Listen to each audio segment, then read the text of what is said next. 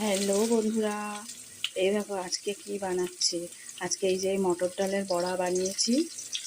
ওটা আর দেখাইনি, যেমনভাবে আগে একটা ভিডিওতে দেখিয়েছিলাম। ওই যারা দেখেছো তারা জানো, ওই সেমভাবেই বানিয়েছি এই মটর ডালের বড়াগুলো। এই বড়াটা দিয়ে চলো আজকে কি রান্না করি দেখো। এই দেখো, কড়াইতে আমি কাঁচকলা আলু ভাজা বসিয়েছি, আর তার সাথে কটকগুলো যেহেতু ডাঁটা ছিল দিয়ে দিই। সে ডাঁটা না দিলেও হবে, যেহেতু আমার ঘরে ছিল তাই আমি দিয়ে দিয়েছি।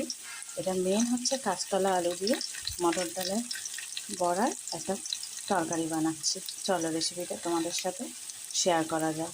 জানি অনেকেই জানো এটা একটা নর্মাল রান্না, তাও আমি আমার মতন করে দেখাচ্ছি। যাদের ভালো লাগবে তারা দেখো, যাদের ভালো না লাগবে তারা স্কিপ করে যেতে পারো অবশ্যই। চলো দেখো, যথাযথ কাঁচকলা আলুগুলো ভালো লাল লাল করে ভাজা হয়ে গেছে। এবার আমি এর মধ্যে মশলা অ্যাড করছি। এই দেখো, আগের থেকে টমেটো, কাঁচা লঙ্কা, গোটা জিরে আর আদা পেস্ট করেছি। এই মশলাটা আমি এবার এর মধ্যে দিয়ে দিলাম, ঠিক আছে। আর তার সাথে দেবো লবণ, ধনের গুঁড়ো আর কাঁচকলা, যেহেতু ডালের বড়া দিয়ে বানানো হচ্ছে তার জন্য একটু চিড়ে দিতেই হবে। এই যে দিয়ে দিলাম। এবার মশলাটা আমি ভালো করে আলু আর কাঁচকলার সাথে মিশিয়ে আসছি।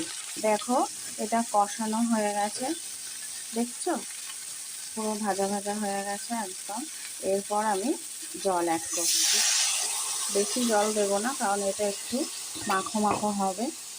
তা তত ভাজা হয়ে গেছে যেহেতু সবজিগুলো অনেকটাই সিদ্ধ হয়ে গেছে। আর এই জল দিয়ে এবার ঢাকা দিয়ে আর একটু সেদ্ধ হওয়ার অপেক্ষায়। ততক্ষণে তোমরা বলো কে কী করছো, তোমাদের কি রান্না বান্না হলো দুপুরে? আমাদের আজকে নিরামিষ, তাই আজকে নিরামিষ রেসিপি তোমাদের সাথে শেয়ার করতে চলে এলাম। তো আমার ঝোলটা ফুটে গিয়েছিল, আমি বড়াটা ঝোলের মধ্যে দিয়ে দিয়েছি। এবার এপিট ওপিট করে মানে ঝোল ঢোকার মতন একটুখানি ফুটিয়ে নিতে হবে।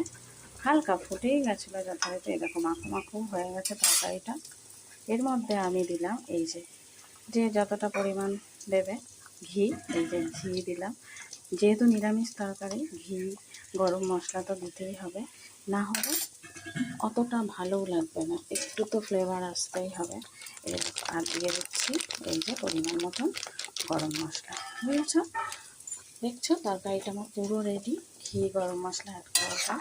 এই যে এবার একটুখানি ঢাকা দিয়ে একবারে রেডি করে তোমাদের সামনে তুলে ধরছি আজকের এই নিরামিষ রান্নাটা। এই দেখো, চলো বন্ধুরা, এই দেখো আমার রান্নাটা পুরো রেডি হয়ে গেছে।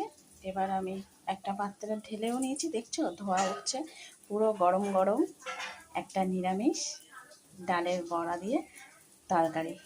এটা গরম ভাতে খুব সুন্দর লাগে। যেহেতু নিরামিষ বললাম, একটু তো গরম ভাত দিয়েই খেতে হবে। তা চলো বন্ধুরা, কেমন লাগলো তোমাদের এই রান্নার রেসিপিটা অবশ্যই একটা কমেন্ট করো, একটু ভালোবাসা দিও, পাশে থেকো। আমিও তোমাদের পাশে আছি। এখনকার মতন রাখি, বাই বাই। সকলে ভালো থেকো, সুস্থ থেকো।